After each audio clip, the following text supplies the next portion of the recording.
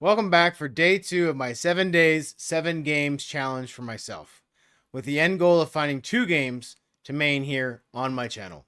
Today was Final Fantasy XIV's day to shine, and it did not disappoint. If you're wondering about the rules, check out my first video in the description below, but a quick summary is each category gets 10 possible points, with the enjoyment getting a 2x multiplier score.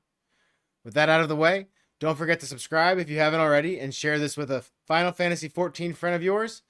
One last disclaimer, this ranking method isn't a review in actuality, but a score for me personally to quantify the highest potential games for my channel.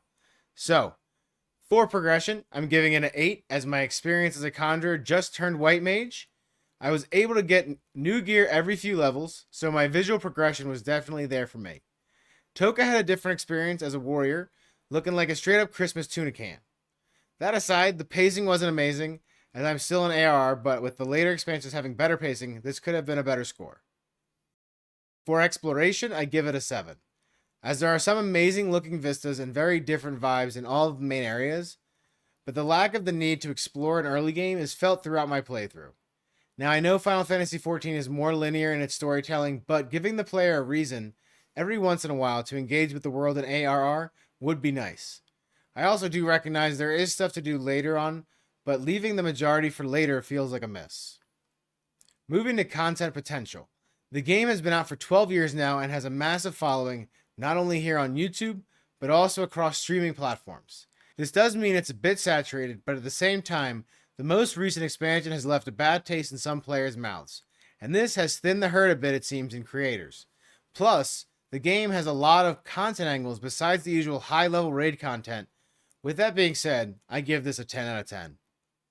Now, looking at its visuals, it's a hands down a 9 out of 10. The tight animations and fun designs of the areas with their individual cultural flair makes my brain make happy noises every time I see them. The graphics aren't the most cutting edge, but they truly fit in this world and still outshine many games today in a lot of ways. Now, moving on to replayability, I would give this score a 10 out of 10 for a player like me, who has only ever played 2 jobs in my time with the game, and with almost all of this campaign still ahead of me, I can't see an end in sight right now. Last up is enjoyment.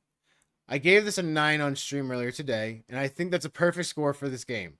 I wasn't blown away by any one thing, but the combination of friends playing with us, the story, and combat, even as a healer, has been a really good time.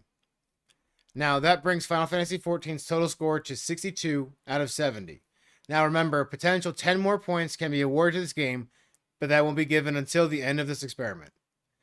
What do you think? Was I off base? Do you agree or disagree with my comments? Let me know in the comments down below, and don't forget to subscribe and hit that bell so you don't miss the other parts of this series releasing over the next week.